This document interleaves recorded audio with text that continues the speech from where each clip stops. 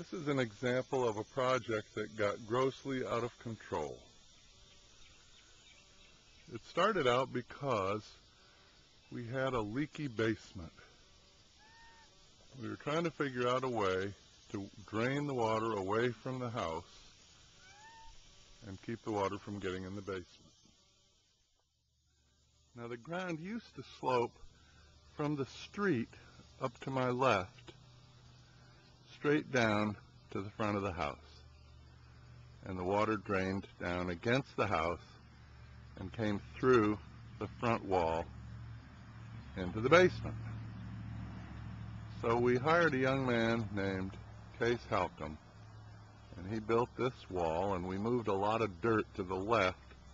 So now, as you can see, the land slopes gradually away from the house, and there's a French drain just in front of this stone wall that takes the water and drains it to both sides of the house.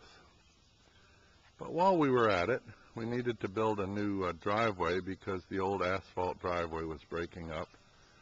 So we started putting in this expanse of concrete, and why not enlarge the patio? And oh, by the way, why not run some sidewalks around both sides of the house and run a sidewalk across the back of the house so that when we use the back porch, we can walk down there without walking through mud. So we poured this fairly large concrete driveway and parking area. About the same time that all happened, Mary Ann's business had outgrown the basement and the upstairs in the house, and this property next door became available. So we acquired the property and built this building, which is Mary Ann's new eBay business building, complete with the flying pig on the cupola.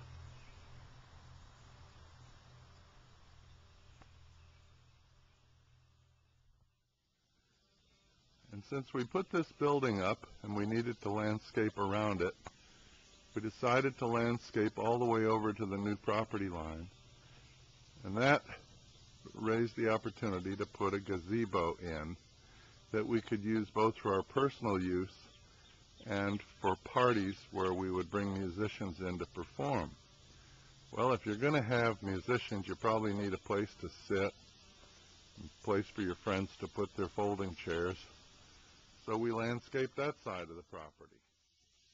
And here's the result of that landscaping. Looking back toward the house and sweeping around, you can see where Case sloped this area and built a couple retainers, put in some beautiful plantings. We thinned out a lot of trees. This lot was terribly overgrown, and we decided we wanted a nicer setting, more like a park. And so we have put sod down. This sod has just occurred in the last week. We built these beautiful paver sidewalks that go down to the gazebo. There's a little stream that runs behind that where you see the shrubbery in the distance there. We put up a couple of those little picnic tables for our friends. And then over to the right here toward the road, we're still grading, but there's going to be a parking area over there that will serve Mary Ann's customers. Here's another look at the gazebo.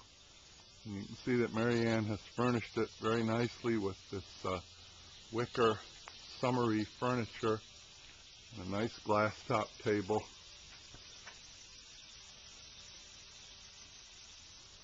Some flowers, both in the window boxes and the hanging vases.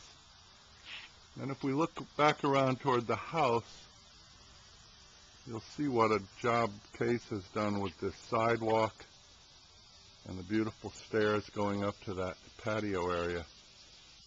And he even thought of, over on the right side of that wall, little seating blocks where people could sit if they want to enjoy music, if there are musicians playing down here.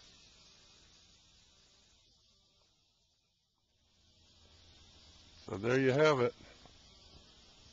What can be done with a little imagination, a little bit of time, and a lot of effort. And we're thrilled.